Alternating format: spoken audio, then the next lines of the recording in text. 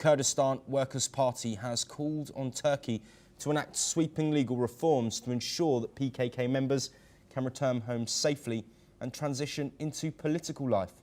In an exclusive interview with AFP, PKK co-leader Bese Hozat said fighters are ready to lay down their arms and pursue democratic politics, but only if they are given legal protection. Hozat warned that without constitutional guarantees, returning rebels could face prison or even death. She also remanded the release of jailed PKK founder Abdullah Ocalan, calling his freedom a primary condition for the success of this peace process. Well, these comments come as the PKK has begun destroying its weapons in a symbolic disarmament process in northern Iraq, a move Turkey has welcomed as a milestone. But the future of peace now hinges on Turkey's response to these core demands. Well, thank you for staying with us, Dr. Satoru Nagao. Let's look at these comments that we've had, looking for guarantees from the Turkish government surrounding no arrest, and also looking into potential political moves.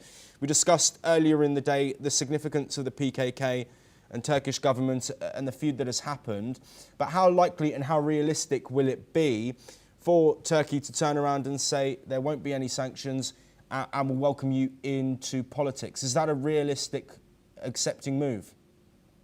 I think this is realistic. There is a possibility this is realistic because for a long time he demands such kind of ceasefire between Turkey and Kurdish PKK.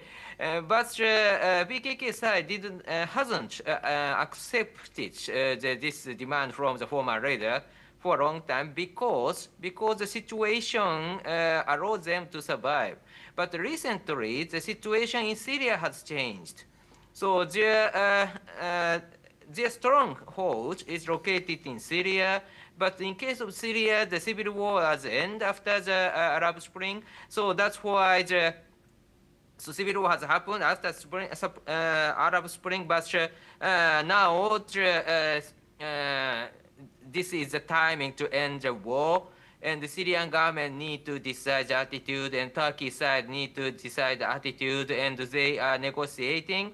Under such kind of situation, the Kurdistan stronghold, how to maintain is a matter of concern, and this is the timing to end the war, they start to believe. So that's why it has happened.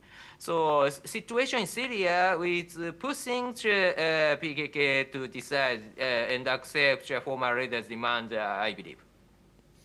Yes, Dr. Nagao, thank you very much for that insight. We will, of course, be across all of the developments as the PKK disarm and a potential route back into politics. Professor Nagao will be staying with us as we